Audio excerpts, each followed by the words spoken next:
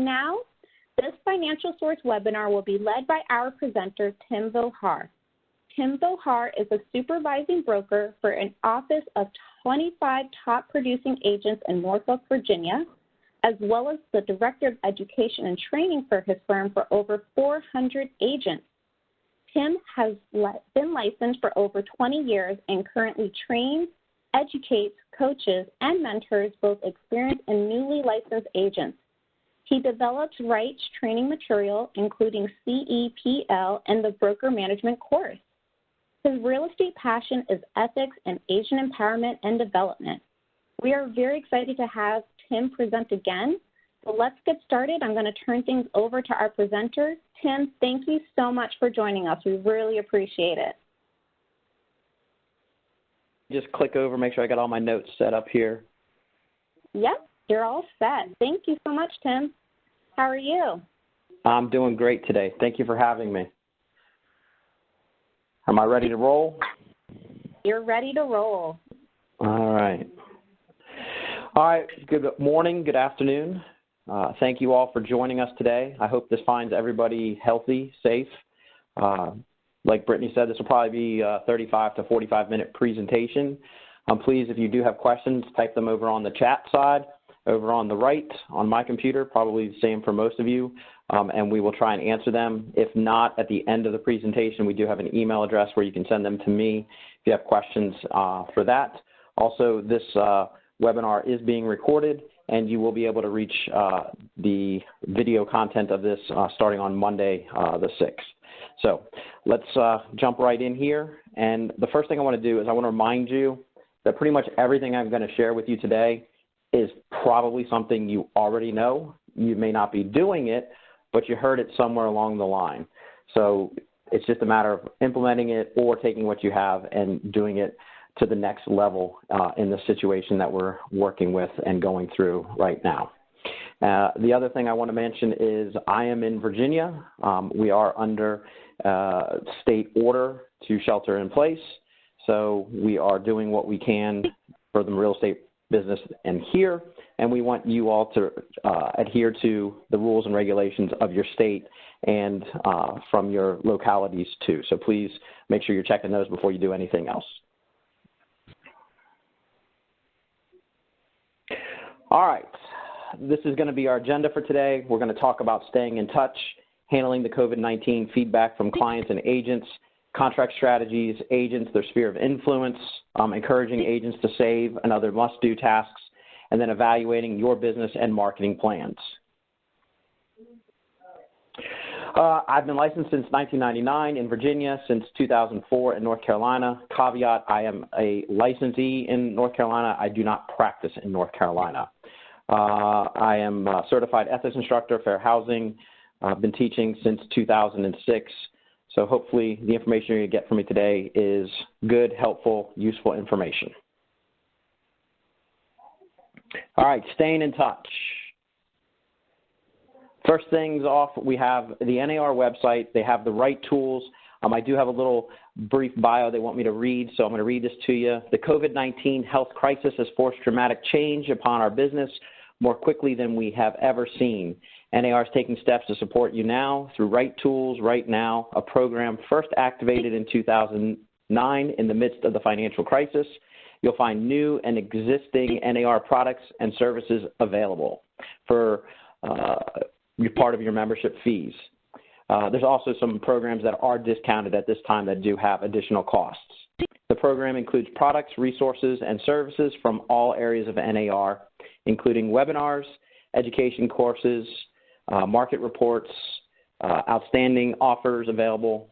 So visit this page, nar.realtor/right-tools-right-now. There's also the phone number there to reach out to them. That phone number is checked and operational between 8 a.m. and 6 p.m.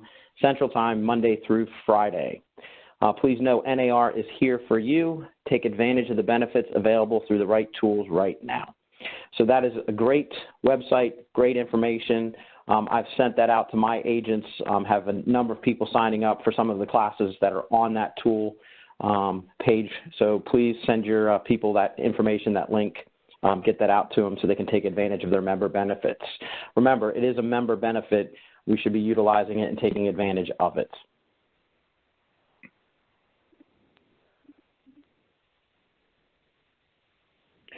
All right, the number one task we have is to stay connected.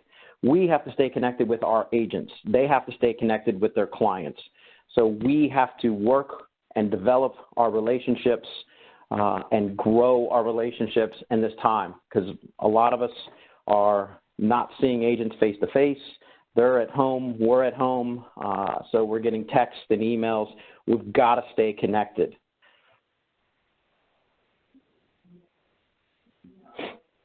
So what do you do now? If you're used to doing face-to-face, switch to an online platform. I usually don't do these webinars with cameras on, but I've turned mine on. I've activated it today so you can see me. I am standing because I stand a lot. I don't sit when I instruct. So I have mine on. I'm in my natural element where I'm able to communicate with you. I have the things in my space that make me feel comfortable. So do the same thing. Make sure you have that in your space. Set it up so if you're working in home, in your office somehow, that the agents are used to or familiar with the angles that you're sitting in. It's just a comfort level. If you're doing calls to your agents, keep calling them. If you call them once a week, keep calling them once a week. You might have to bump that up to twice a week, but keep doing those things.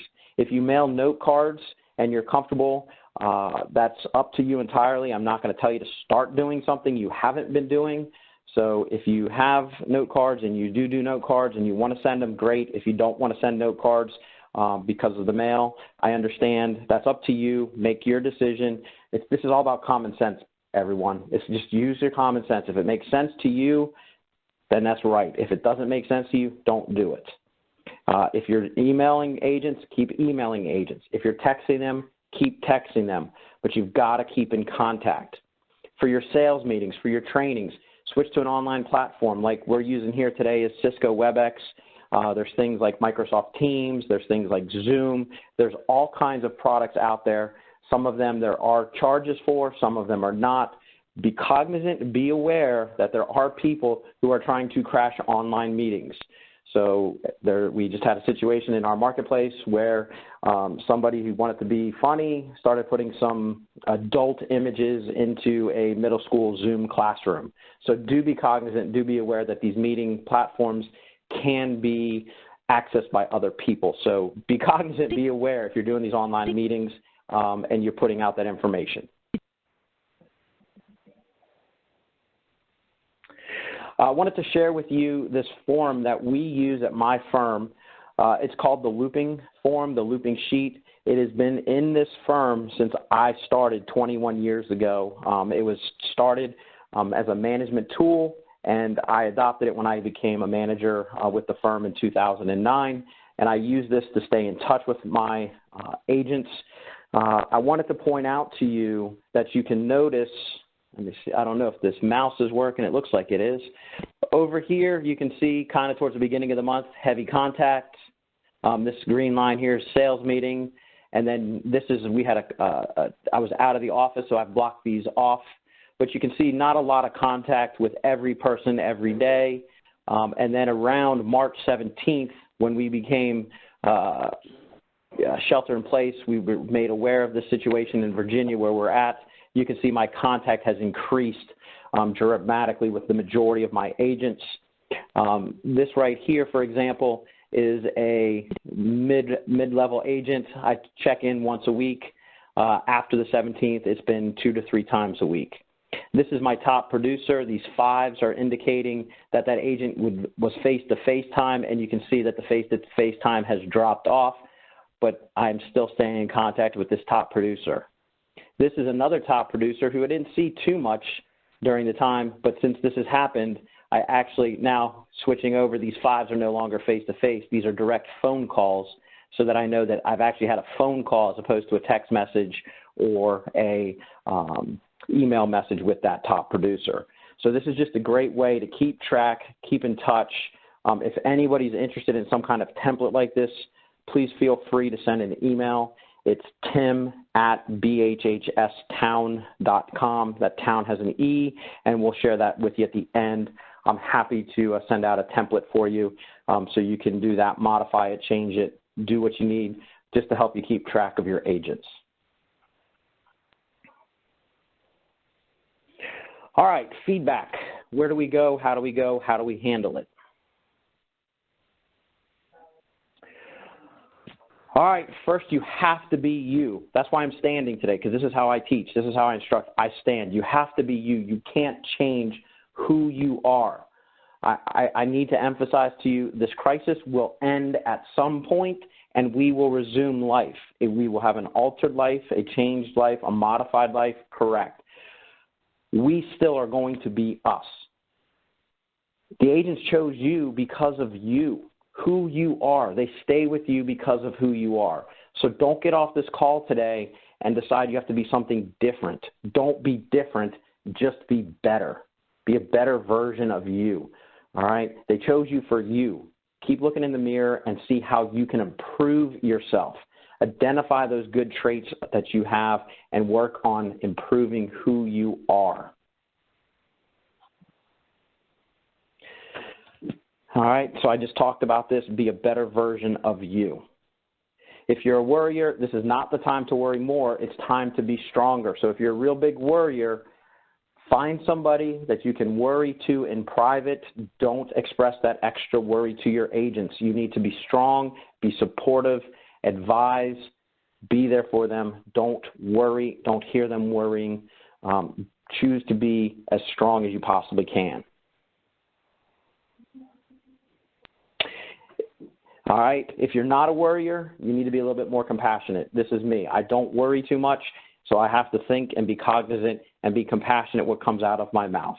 All right, so I just have to be a little bit more cognizant, more aware of who I'm talking to when I'm talking to people. Because there are people who do worry, and we need to be reassuring to them. We need to be strong. We need them to understand we hear what they're talking about. We understand what they're talking about, and we want them to be safe and healthy, and we want them to be aware. So we have to make sure, if we're not worriers, that we don't continue in our same ways sometimes. We do need to make a better choice for ourselves. If we're empathetic, don't turn into sympathetic. Stay being empathetic. They're probably going to be the easiest group of people to not have to work too much on. If you're sympathetic, be more empathetic. All right, so we just need to make sure we're sharing empathy with people. Be cognizant and aware that you're not overcommitting yourself to go shopping. Giving ideas or tips or things like that are great. Be careful you're not over offering your services, putting yourself out there when it's not realistic or possible for you to be able to serve all those needs that you're offering. So be careful. If you're sympathetic, be a little more empathetic.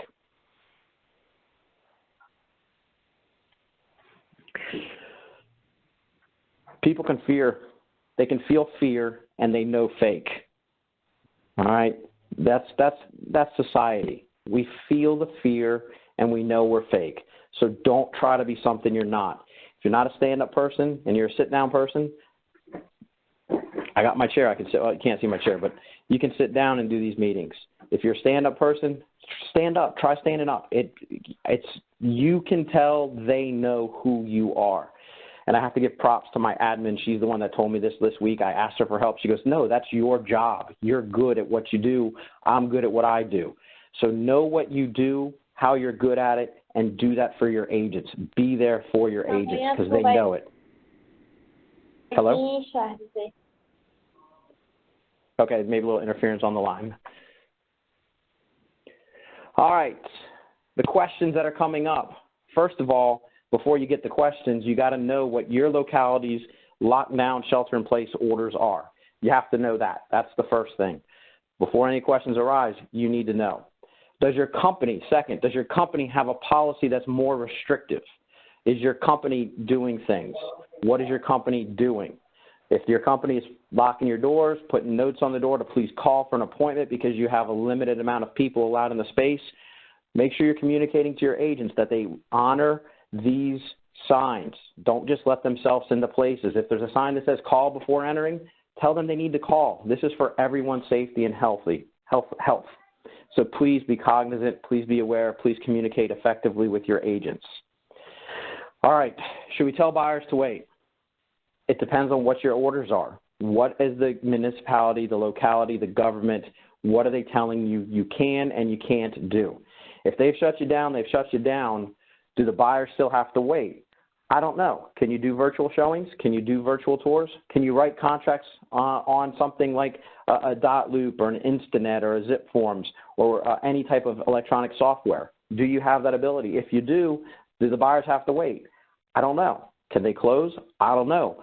What we need to do is handle this on a case-by-case situation with the agent, with the clients. We have to be talking more frequently to our agents. This job is going to be harder right now than it has ever been for us because we have to have more conversations with situations because most situations are not going to be in the norm. They're going to be case-by-case handling what it is. So should we tell buyers to wait? I don't know. If the locality's locked you down and you can't do virtual showings and you can't do virtual contracts, buyers are probably going to have to wait. If you have the ability to show properties and they're taking safety precautions and health precautions, sanitizing, going through with the proper permissions and approvals, then maybe you're not telling them to wait. But again, I stress to you, this is based on a case-by-case scenario, office by office, region by region, state by state. This is not one fell swoop of real estate, y'all. It's individualized real estate specific to that client, that customer, and that agent that you work with. I have agents who are not taking listings if the client will not meet with them remotely. That's the agent's choice. If the clients don't want to remotely, great. I also have agents who are still going on listing appointments because the sellers want to do that. So what are we telling the sellers? We're telling the sellers one by one, case by case, agent to agent, seller to seller. This is a market. The houses are selling. We listed last week, my office listed 6 houses on Thursday and Friday, and by Monday evening, 5 of the 6 were ratified and under contract. 2 of them had multiple offers on the properties. So there's still buyers out there selling, there's still buyers buying. So please have individual conversations, address these situations with your agents. I know some of you have some larger offices, you have more than 25 people. I know I have the privilege of having a smaller office, so I know that's a little bit easier for me. Again, if we go back to this sheet, I will bring it back here. If you go back to having some kind of form like this looping form, this will help you be in contact, and you can put up there, talk to them about buyers, talk to them about sellers. It'll help you keep notes on what you've done and what you haven't done with the agents you're talking to. All right, next, I skipped the slide, but here, I didn't skip it, I just jumped ahead. Now we are. What do you do about showings? Conduct in person. Again, that's going to be up to the agents, the marketplace. Definitely be healthy, be safe, be sanitary in showing properties. Should you cancel open houses? Yes and no. You should probably not be doing open houses in most of the markets. There are a few states that have not put down stay-in-place, shelter-in-place orders. That's up to them. Our place, we're not doing open houses. Oh, hey, Brittany, we missed that. It still says open houses. So, yes, we got that. We saw that last night. We caught it, but we put this presentation together in about 8 days. So I apologize for, yes, not open houses, open houses. I'm sure some of you were laughing and some of you were saying, hey, they got a typo. Yes, we made a typo. So, Brittany, we got that. They got us. Yes, don't do them physical, but yes, do virtual. These are just some of the opportunities you can have. These are not endorsed by anyone other than myself and my firm.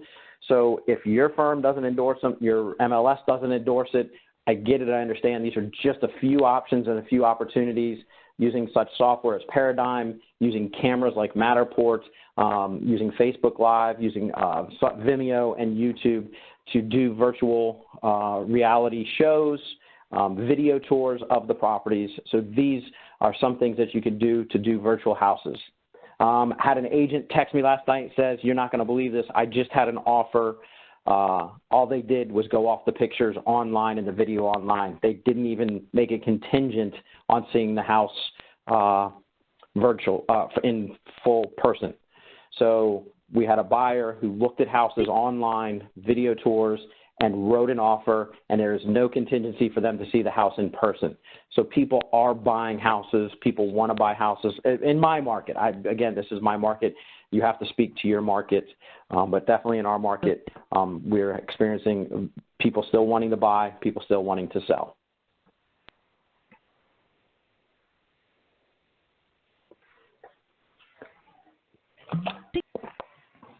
All right.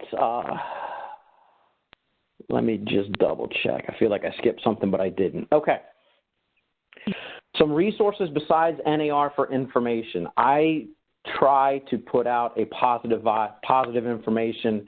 It's as a parent, I think that's the way I am, is I just try to be positive, try to be encouraging, try and look for the silver lining in everything we do to find that golden ticket in the candy bar.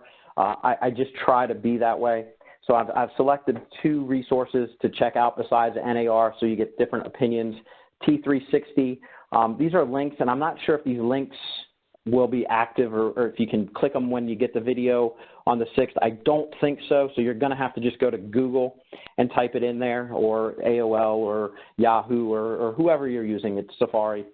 T360, that's a company. They have Tactical Tuesdays and Fireside Fridays right now, 30-minute brief little panel conversation discussions, great information, really positive vibe, really uplifting, upbeat speakers. So those are great things to check out.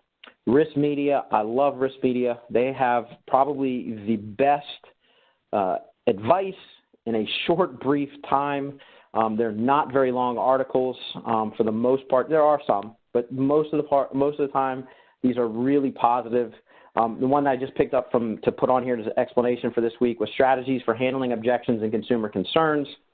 Keep the long game in mind. Focus on the positive. Leverage your technology. Don't ignore the truth. There's not even maybe 2 sentences under each one of those in that article. You don't even really need to read it other than those 4 bullet points. So Risk Media has great information that you can go and get. I, for one, as a manager, have not sent out one link, one article, one piece of information because I know my agents are getting the same thing that I'm getting. So my CEO sends out information, our marketing director sends out information, NAR sends out emails, my association, Virginia Realtors, sends out emails, my local association, Hampton Roads Realtors, sends out emails. There's vendors sending out emails. There are so many emails flying out. I send out an email once a week to my agents. I've been sending out an email once a week to my agents for 3 years now. It's on Friday. I call it Where's Tim, and it tells them where I'm at the following week. That's all. That's the emails I do because I know they're getting all this information from other sources, and then I'm staying in touch with them. So here's some great resources for you to use and utilize. Be careful of oversharing with your agents because there's so much information that's being sent out there. This is kind of odd teaching because I have not decided any response mechanism, so I apologize that there's really not a whole lot of chat going on for people because I really haven't asked for opinions.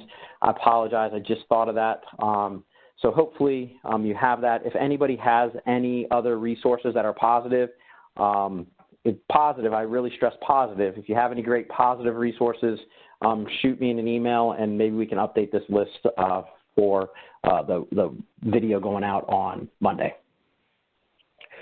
All right, next section here is going to be contract strategies. This is going to be kind of limited, so let's just move on to it. There's COVID addendums everywhere.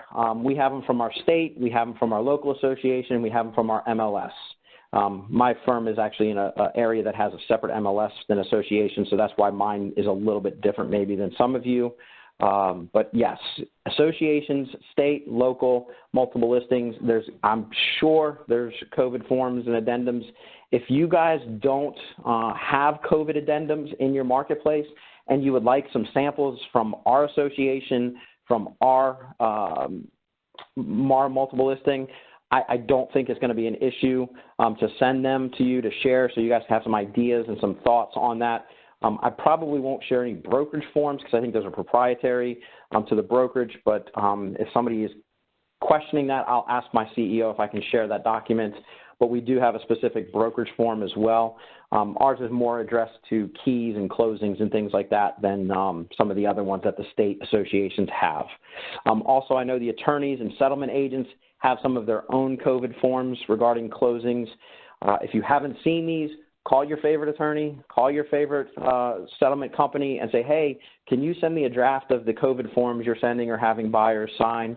Some of them are addendums, some of them are acknowledgments. This probably should say COVID-19 addendums and acknowledgments. So they're not necessarily all addendums to the contract, but acknowledgments to the transaction. And then also if the lenders are giving you anything or have any COVID addendums, that's a part to go.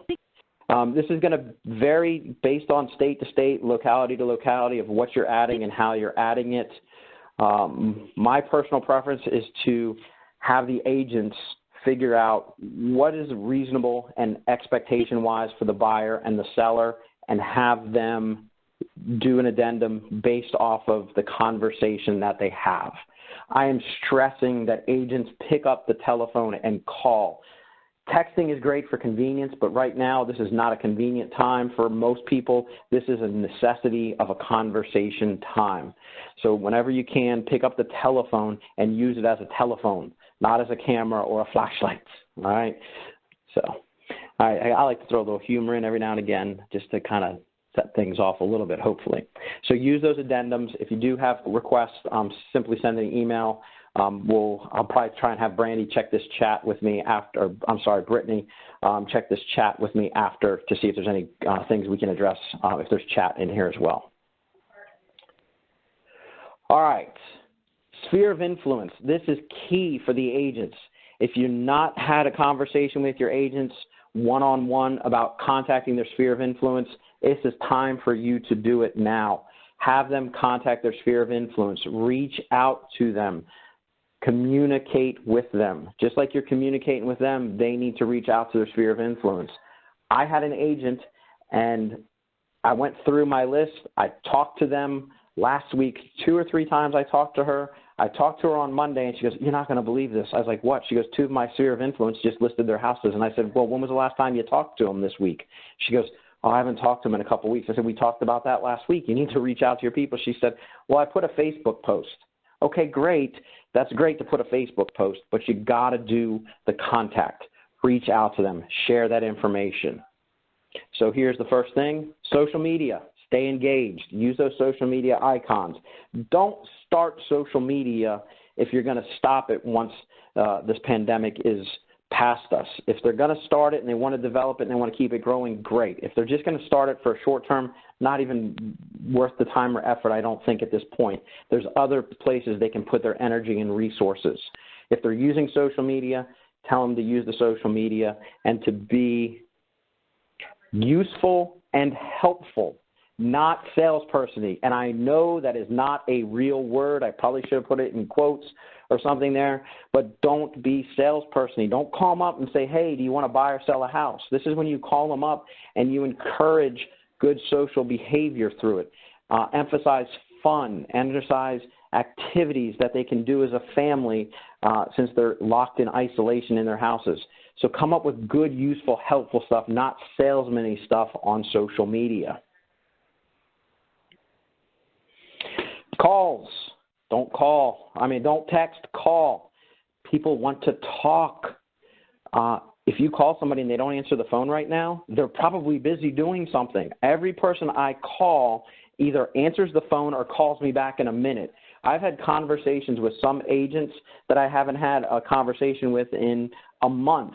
I've had 35-minute conversations, and I'm not talking about real estate conversations. I'm talking about their life conversations. I'm hearing about what they're doing for life and how they live, that I've never had a conversation like that in months with these agents because they're so busy. They're now sharing this information because there's not some activity for a lot of them going on. All right, so call, encourage your people to call. If they're calling and people are answering, they want to talk. If they don't want to talk, they'll text, say, hey, can't talk right now. Can we talk later? All right, so encourage them to call. Utilize the phone. Pick it up. Ring it.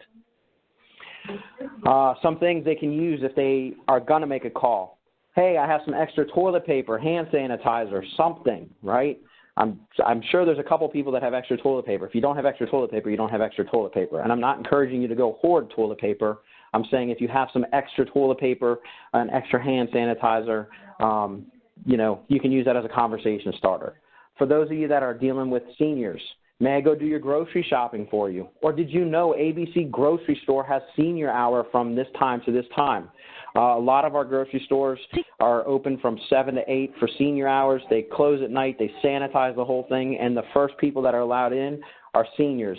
I actually have a colleague who just turned 60 about 3 weeks ago, and he said they were IDing people to go into the grocery store. He said he was never happier to be 60 years old because it was him and the 4 people that were working in the grocery store. So, John, if you're listening, I'm talking about you. So here is a great conversation that you can have as a call starter. All right, websites.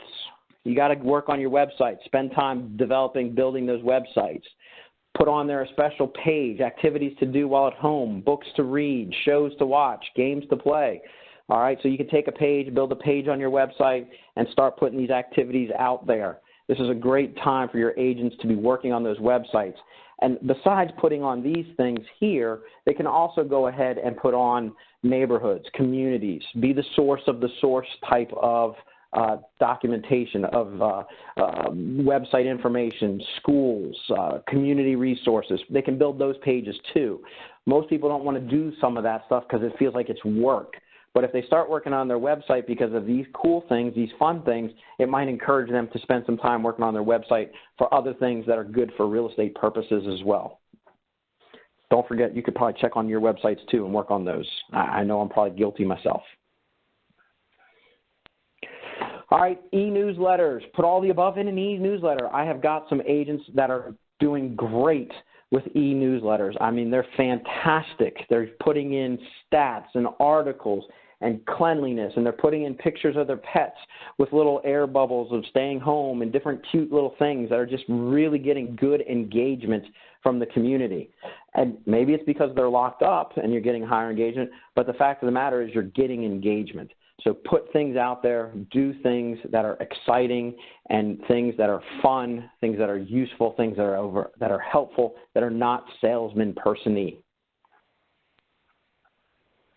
Should trademark that word maybe. All right, I think that was the last one there. And then I just want to show you what my neighborhood did last Friday. One of the agents in my neighborhood put out on, we have a thing called Next Door Neighbor. I'm sure some of you all have that, know that. My picture might be in the way. This is the, I'm just going to move myself over here. The Talbot Park Stuffed Animal Safari. Looks like I might be cut off a little bit. Maybe you can see the whole thing. But we had a slew. I have 3 children, 2 boys who love animals very much. I'm sure one will be a zookeeper. So the neighborhood, we had probably 50, 60 houses in our neighborhood with stuffed animals, ranging from one stuffed animal to something like ours, which had a lot of stuffed animals. So this was a great thing. The neighbor was able to go out, maintain social distance, give an activity for the children, and then you can turn this into just, great connection, a great building rapport, showing you're there for community and for everything. All right, next up, encouraging your agents to save and the other must-do tasks.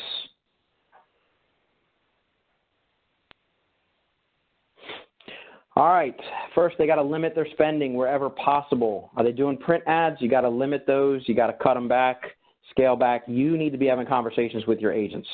You're supposed to be overseeing it, so hopefully you are overseeing it.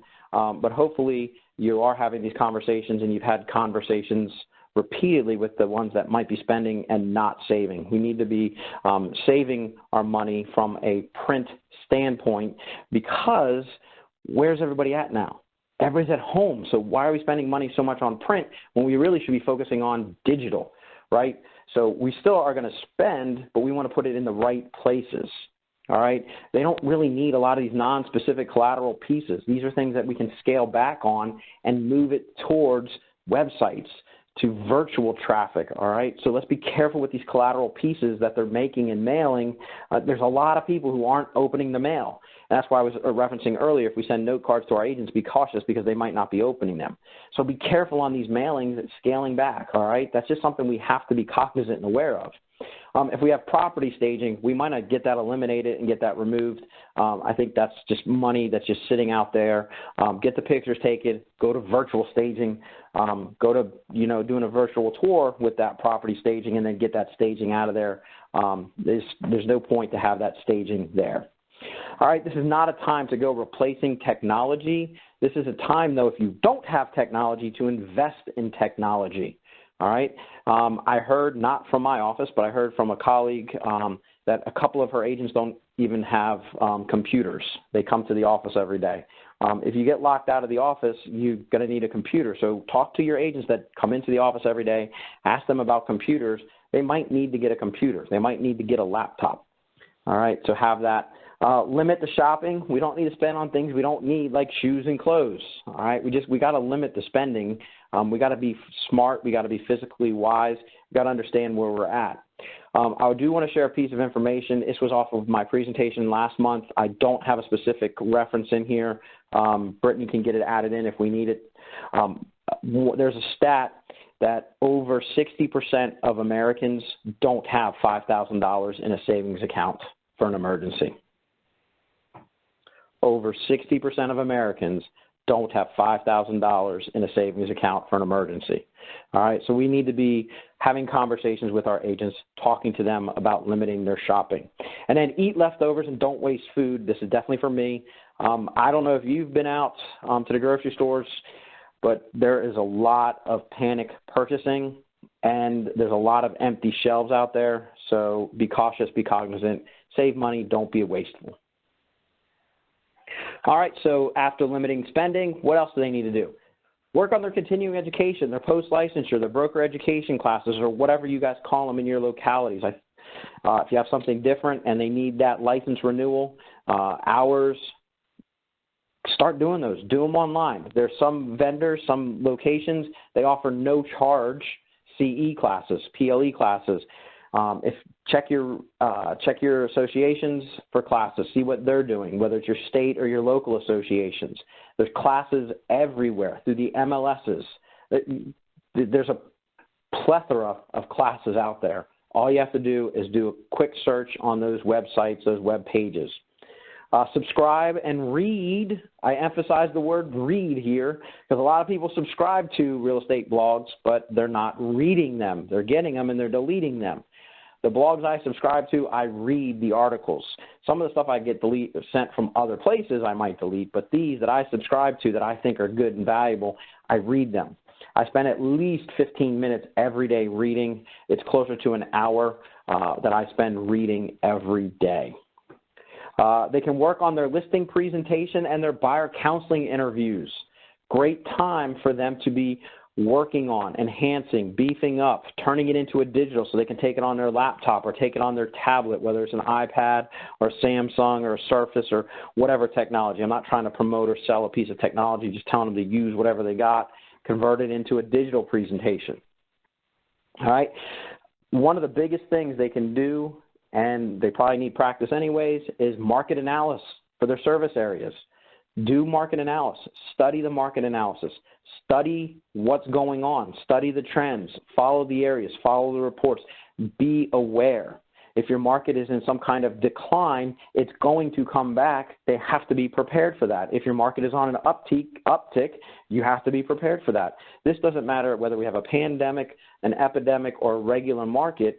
You got to know your market, where it's going, where it's headed. So this is a great time to be doing reports, doing studies, market analysis for their surface areas. This goes for us and them as well. As brokers, managers, work on our business and our marketing plans. All right, know the numbers, figure it out.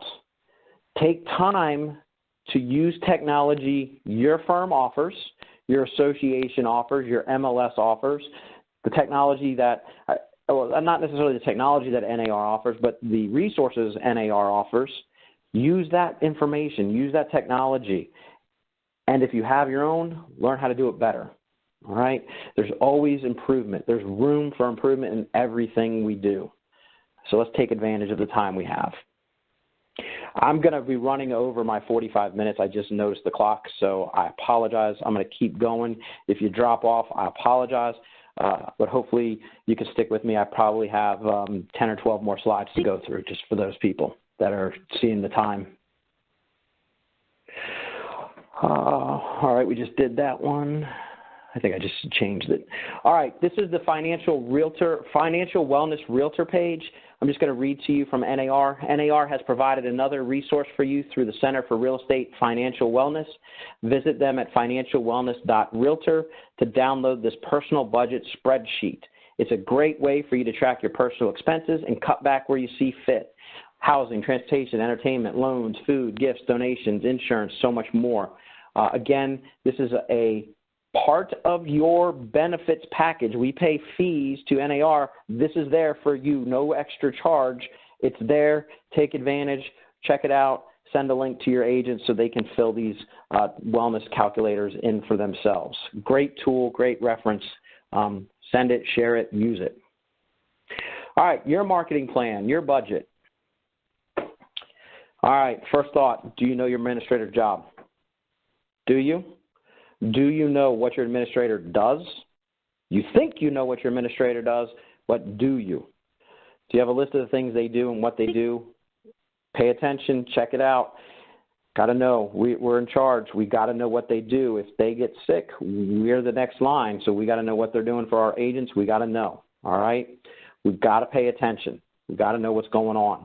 Do you know how to use all the vital and essential software that your company has, that your MLS utilizes? Do you know how to use it?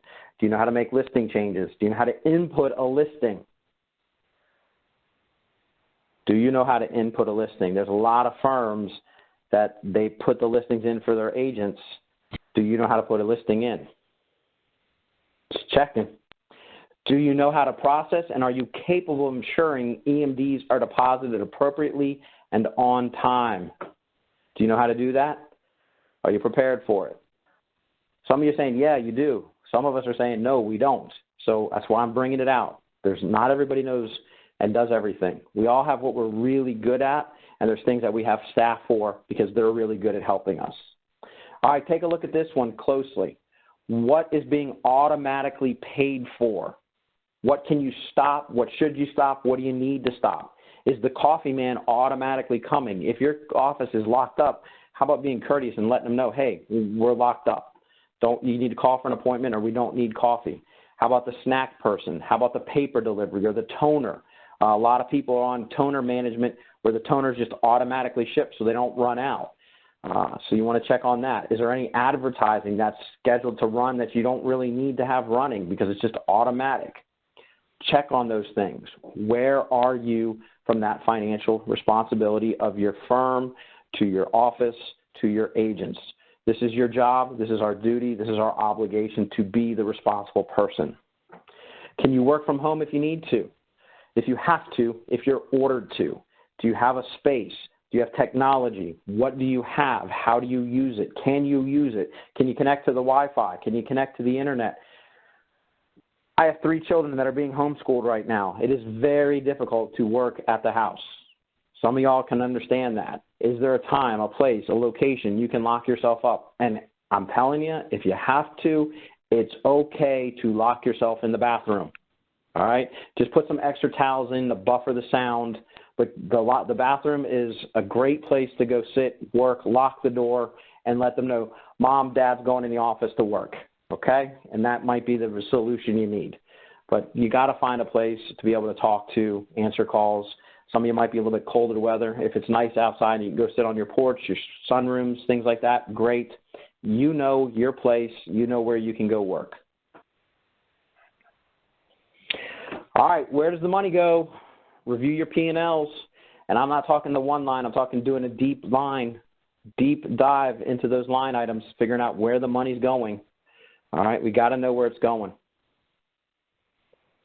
All right, once you figure out those deep dives, line by lines, you got 3 things: vital, essential, discretionary. A, B, and C. A, you can't operate without it. B, you can operate, but work is harder. C, you can operate, but we'll need to address it.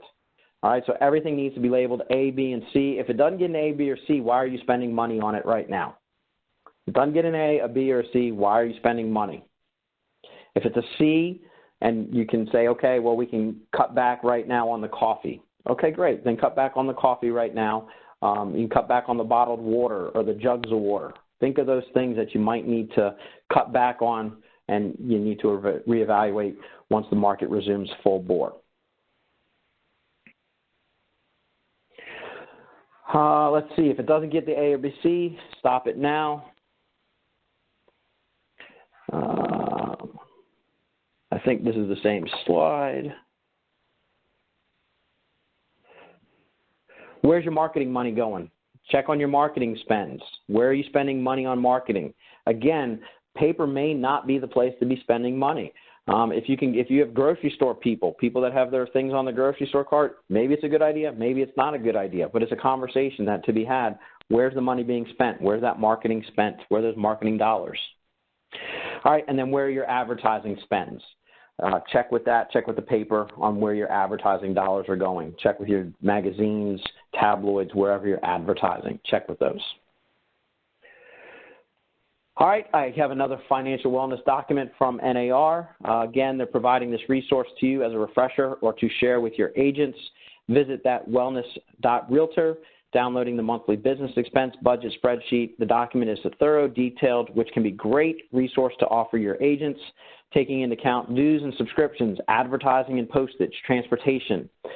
As a broker, you can use it for your software and business tools, employee benefits, insurance, and other aspects of business that we have to maintain, manage, and be fiscally responsible for. All right, I have one more slide from NAR, I think. This one is the NAR.realtor coronavirus link. This is the one thing that I have done is on my email signature, I've actually added a link to this. This is my one thing that I do share with my agents. Every time they get an email, that link is attached to my signature so that they have that link to the updated information.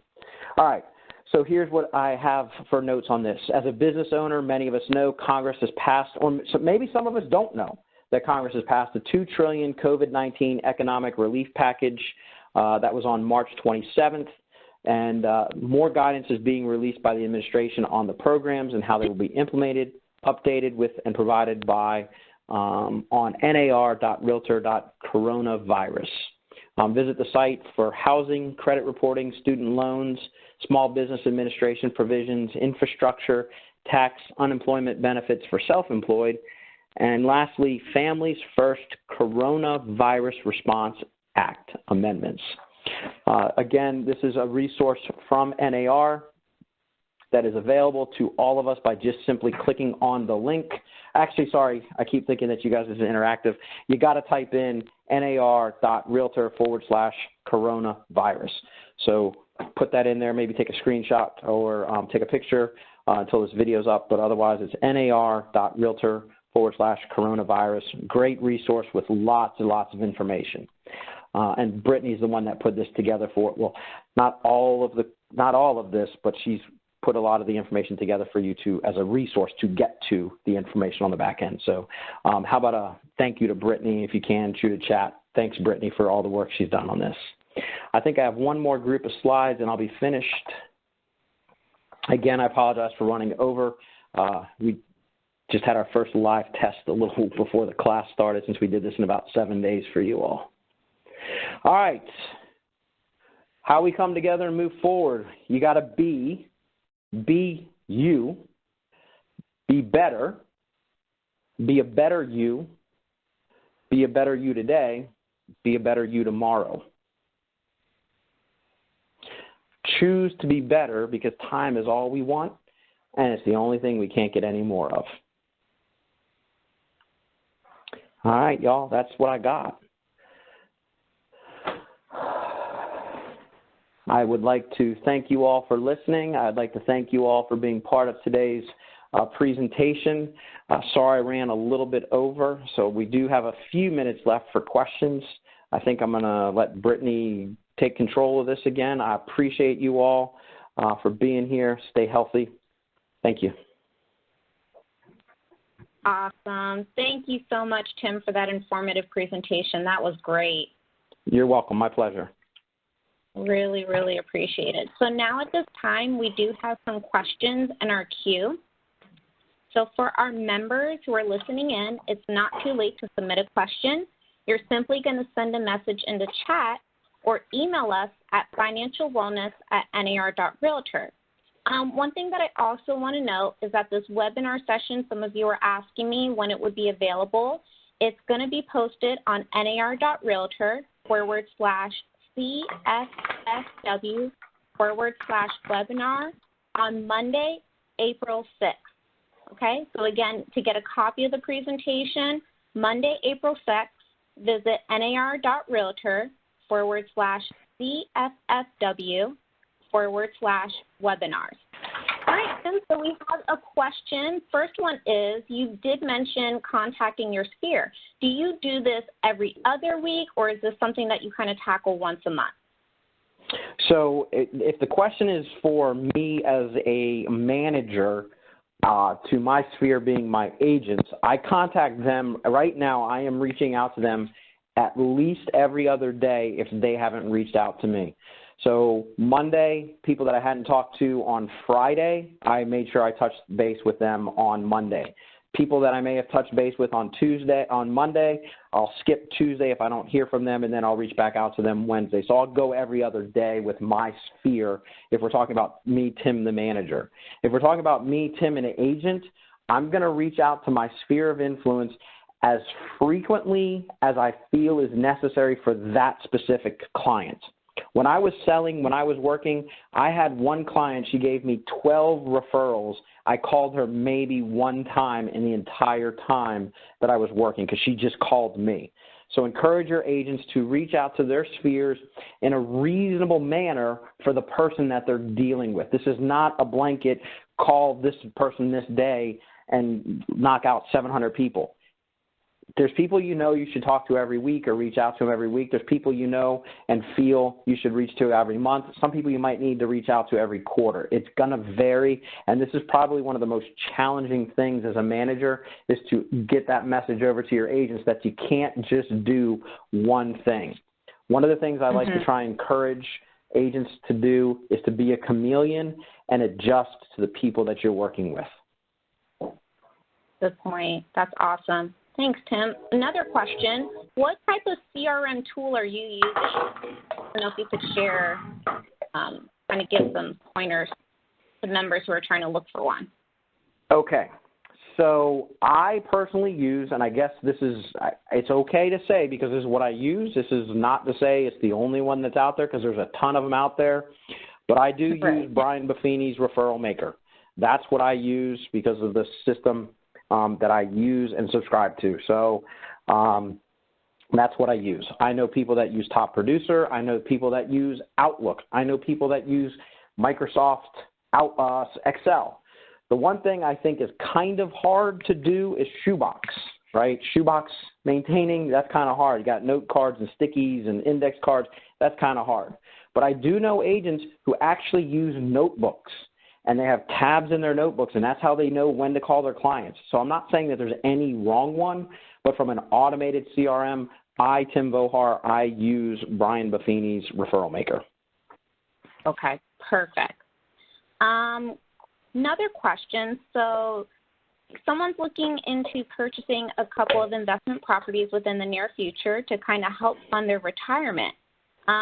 What do you suggest for some of the properties that maybe they can't, look into or see? What do you recommend? So if we're talking about visually seeing them, can you see them by pictures? Can you see them by video tours? Definitely, you go ahead and you can write something based off of that and then make it contingent on a property inspection. And then when I'm doing the property inspection, that's probably when I'll do the first visual of it. If you haven't seen it, you may want to very well just go ahead and make that contingent on a visual inspection of the property within 48 hours, 72 hours, a week, 3 months. I don't know. It's whatever your locality is. But definitely, if you're wanting to buy investment properties and you can't really get a good look with a picture, definitely make that contract contingent on some kind of visual inspection at some point in the future. Again, that's going to be the agents having a conversation. What's realistic as to a time frame to get that to get that visual inspection done as a contingency. Good point. So another question to maybe help out our agents, for some of them who may be having some difficult conversations with their clients who are looking to buy right now, what are some great tips or strategies that you could suggest, for handling those conversations with buyers? With buyers, so one of the things I think that we have to do with the buyer is go through the process of where are you at now and when do you need to be where you need to go? Are they staying in the locality or are they switching localities? If they're switching localities, you better check to see what the shelter and order places are for the localities they're going to, right? Because if they're renters and they're just trying to buy, they might not be able to get into the area. So you need to check those out. But having a hard conversation with them, and I don't know that it's hard, but having a real conversation with them about where they're moving and why they're moving, what's the best way for you to go view properties? Do they want to do it virtually? Do they want to do it physically? When do they need to move? And have they talked to their lender? Have they gone through that conversation on getting a loan? Having conversations about down payments. I would do a lot more conversation up front before I put them in my car or I agreed to meet them any place to show them a property. You need to make sure that these buyers really are buyers for right now, not somebody who's just kind of testing the waters. You really got to have a deep, hard, real conversation with them. Mm-hmm. That is a good point. Awesome. So maybe this is also another tip that you could probably suggest, for some who are trying to get their agents more involved in, their community, whether it's, volunteering in certain different ways to increase exposure at a positive presence. What has your team been doing or some tips and tricks that you could probably recommend? I'm going to go first back to this image right here.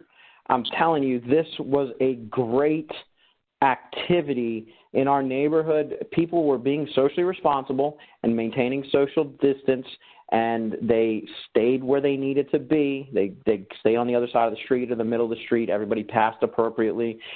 There were so many conversations that were going on from 15, 20 feet away. Nobody was yelling. People were being reasonable. Children who you would think would want to interact, they stayed with their parents. They didn't go anywhere. But there was so much vibrant community service here that was reached and connected. This is a great idea. There's communities that are doing rainbows and Christmas lights. That's what we're doing this week is we're putting Christmas candles in our windows. So there's so many great things like that. I've heard of agents who are sitting at home wishing they could do something, and someone said, hey, and Brittany, you can put the slide back whenever you want. We're making masks. So there's people that are making masks for the hospital. They're sewing masks for the hospitals. There are people that are going into the kitchens, and you've heard this with the celebrities and some basketball coaches and athletes. They're going into these kitchens and they're making meals and taking them to the hospitals. Again, maintaining the social appropriateness of distancing per your locality. We're not trying to have 50 people all in a crammed little space. It's being reasonable. And if you can make 10 extra meals, that's 10 extra people that's at the hospital or at the nursing homes that are taking care. They get a meal that they're really not getting because they're not getting a whole lot of food and time off because there's so many professionals that are sick themselves. They're getting cared for. So this is great community service that we can do if we're in a demographic that should be. Some of us might be in a demographic where it's better to stay home, and those are the people that can be making and sewing things or making cards or reaching out or just doing good spirits. I was talking the other day about trying to figure out how to sanitize masks. They're talking about sanitizing masks. So why don't we try and see if we can put them in ovens or pizza ovens or art kilns or whatever. It's a crazy idea, but everything that's good in this world usually starts from some crazy notion. Most crazy notions don't go anywhere, but some of the craziest things, some of the best things in this world came from some crazy notion. And so put your ideas out there, talk about it, talk through it with people. But it's out there. It's the opportunity for you to take advantage. Perfect. I think we'll wrap up with this last question. If you are managing properties, what type of conversation should you be having with those owners now? What do you suggest? So the owners that we're talking, are you talking about the owners, the landlords? And correct. People that are moving out or flips? Was there specific to it? Landlords. So landlords? Okay. Yeah. So, yeah, I mean, from a standpoint of landlords, if you have issues with the property and you need to get a vendor in there, I mean, being very coordinated with the tenant on getting that vendor in to make the repair. If you got a plumbing repair, electric repair, yeah, they have to be made. So just being coordinated with them on that. If you do have move-outs, making sure you're communicating with your cleaning company and you're having a thorough cleaning of the property for sanity and health sakes. So, yeah, so there's a lot that we can do. Myself, personally, I did not show any of my tenant vacancies, my vacant properties or my properties that are going to be vacant. I didn't show them in the last couple of weeks. I just made a business decision to wait until the tenants vacate. I'll have them cleaned, and then I'll arrange showings after I have that prepared. But that's a business decision that I've made. So that's what we need to have with our landlords, owners, is making them have solid business decisions from safety, health, sanitary perspective. That's a really good point. Thank you, Tim. So if you could leave us with one more key point, what would that one takeaway be? I'm going to go back a slide. Okay. If you don't work now, when will you? That's the question. That's the key point I leave with you today. If you don't work now, when will you? Perfect. That's a good point. All right, awesome. So one thing that I would like to add for our listeners, if you can find additional resources, please note that we have a free budget spreadsheet for your personal and business by visiting financialwellnees.realtor. This center will provide you with financial tools. There's calculators and a robust library on there that's specifically geared for you. And as we did mention earlier, don't forget, the National Association of Realtors has brought back its Right Tools Right Now program. So this relaunch program includes reduced or no-cost resources to support you through this COVID-19 pandemic. So the site includes webinars, educational resources, and a timely market report for your business. So visit nar.realtor/Right Tools Right Now. All right, I'm closing out. Thank you so much for your time. This concludes our webinar. Special thanks for our members for joining the call.